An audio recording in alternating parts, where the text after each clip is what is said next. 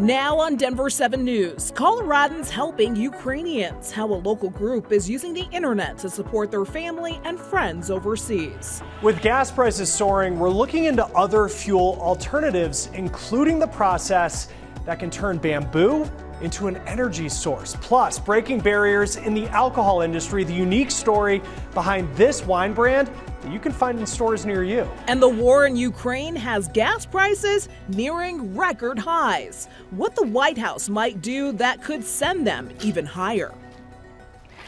Thank you for joining us at 4. I'm Jessica Porter.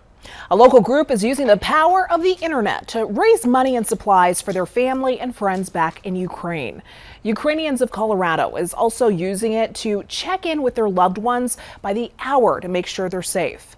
Today, they let Denver 7's Rob Harris sit in on a Zoom call with people on the ground in Ukraine. They talked about the terrifying reality of life over there and how they're using the internet to show the world what Russian troops are doing to their homes.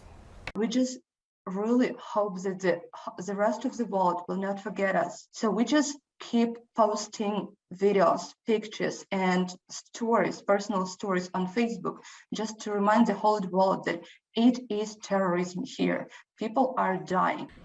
Coming up on Denver 7 News at 6, hear more from the people on the ground in the war zone and how Ukrainians of Colorado is working day and night to get them help. Ukraine held a third round of talks with Russia today, saying there are small signs of hope that Russia will allow safe passageways for civilians to escape. This comes as the White House considers banning imports of Russian oil. ABC's Faith Abube has the latest. Overwhelmed and terrified civilians in Ukraine literally running for their lives as Russian bombs rock one Ukrainian city after another. This man running with a child in his arms, another with a toddler in a stroller, and this man helping an emotional senior citizen to safety.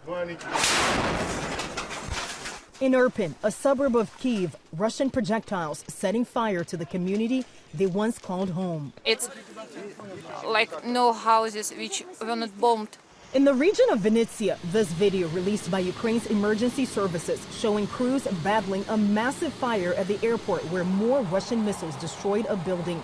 Across Ukraine, the UN has verified more than 400 civilian deaths, but concedes the actual figures are much higher. Russia is starving out cities like Mariupol.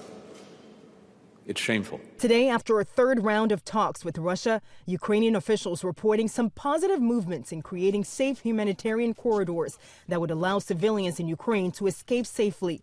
But 2 prior Kremlin promises to provide safe passage were broken. The Kremlin demanding Ukraine formally recognize 2 separatist regions in its eastern territories as part of Russia and change its constitution to bar membership in NATO or the European Union before they would consider ending the war. Ukraine's President Zelensky, who has called the deadly Russian attacks deliberate murder, responding in this exclusive interview with ABC's David Muir. We are not prepared for ultimatums.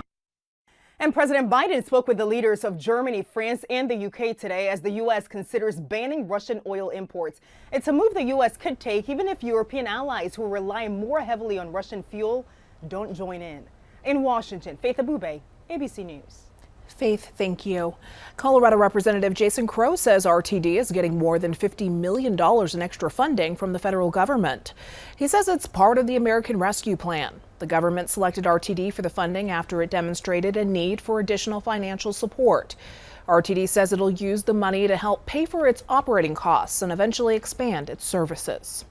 Students and staff at CU Boulder are no longer required to wear masks. The university dropped its requirement today, citing the high immunity rate to the Omicron variant as the reason for the change. Also today, the University of Northern Colorado got rid of its mask policy. These are 2 of the last Colorado universities to drop their mask requirements.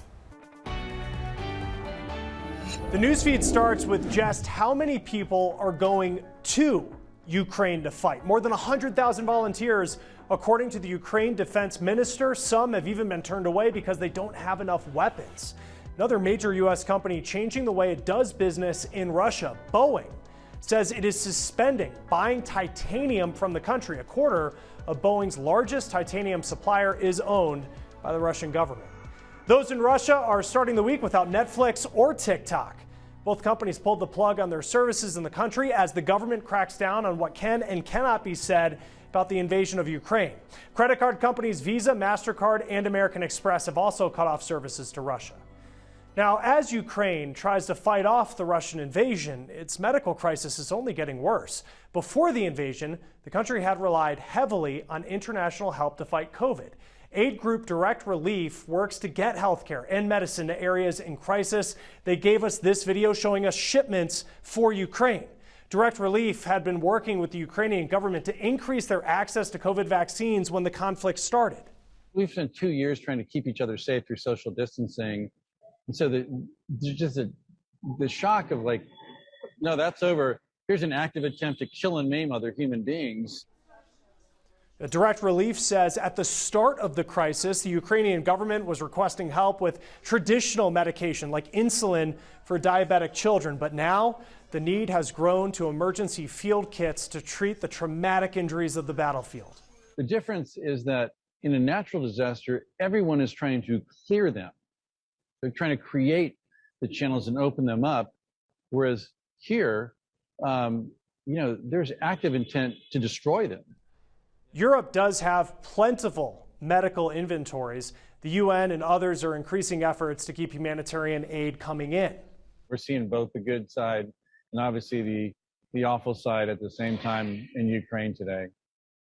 And it is important to remember to do your research before you donate to any charities. Direct Relief is a charitable organization accredited by the Better Business Bureau, meeting 20 standards for charity accountability, and it has an exceptional rating on Charity Navigator. Now, proposals for a National COVID Memorial Day are about more than just remembering lives lost. I believe that COVID Memorial Day can be an incredible bridge to help bring us together as a nation. Still ahead, how others say the recognition could benefit our mental health. And Denver's oldest bike shop is closing its doors. Still ahead, how much longer it's staying open and why it may not be gone for good.